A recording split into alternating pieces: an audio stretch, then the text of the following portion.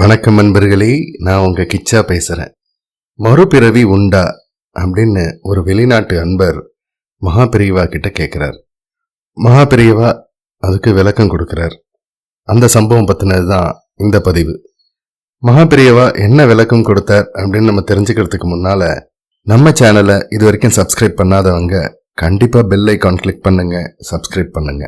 ஒரு வெளிநாட்டு அன்பர் மகாபெரியவா முன் பவ்யமாக அமர்ந்திருந்தார். மகாபெரியவாளின் ஒளி துளங்கும் திருமுகம் அந்த வெளிநாட்டு அன்பரை பரவசத்தில் ஆழ்த்தியது. அவருக்கு நெடுங்காலமாக ஒரு ஆன்மீக சந்தேகம், யாரிடமாவது கேட்டு விளக்கம் பெறுவது என யோசித்துக் கொண்டிருந்தார். மகாபெரியவாளை பார்த்ததும் இவரே நம் சந்தேகத்தை தீர்த்து வைக்கக்கூடியவர் என்று தோன்றியது. மகாபெரியவா அவரிடம், ஏதோ கேட்க விரும்புகிறீர்கள் போலிருக்கிறதே என்றார். வந்தவர் மனதில் மனிதர்களுக்கு மறுபிறவி உண்டா என்பதில் சந்தேகம். அவரது மதம் மறுபிறவி பற்றி சொல்லவில்லை. அந்தந்த பிறவியில் செய்த நல்வினை தீவினைக்கேற்ப இறப்பிற்கு பிறகு இறைவன் தீர்ப்பு தருகிறான் என்பது அவர் மதத்தின் விளக்கம். கடவுளை பற்றி எந்த கருத்தும் சொல்லாத புத்தர் கூட மறுபிறவி கருத்தை ஏற்றுக்கொண்டிருக்கிறார். இந்து மதம் அவரவரின் நல்வினை தீவினைக்கேற்ப மறுபிறவி உண்டு என்று அறுதியிட்டு கூறுகிறது. உண்மையில் மறுபிறவி உண்டா? கேள்வியை கேட்டதும் மகாபெரியவா முகத்தில் ஒரு தெய்வீக புன்முறுவல் தோன்றியது.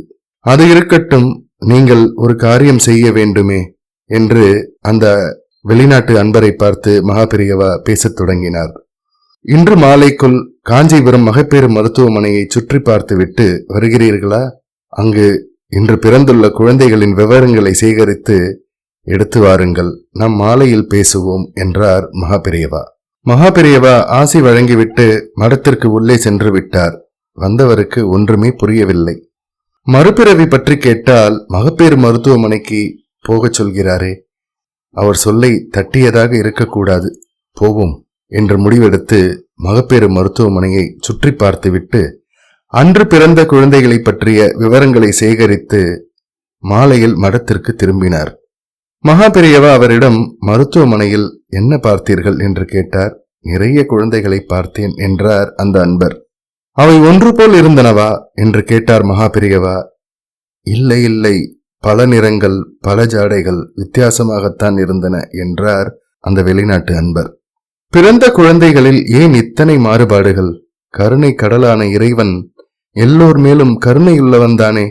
அப்படி இருக்க ஏன் ஒவ்வொரு குழந்தையையும் ஒவ்வொரு விதமாக படைக்க வேண்டும்? ஒரே பிறவி என்றால் இறைவன் எல்லோரையும் ஒரே மாதிரியாகத்தானே படைப்பார். இந்த வேறுபாடு ஏன் வருகிறது என இந்து மதம் யோசித்தது. இதுதான் முற்பிறவியின் பலன் என்கிறது இந்து மதம்.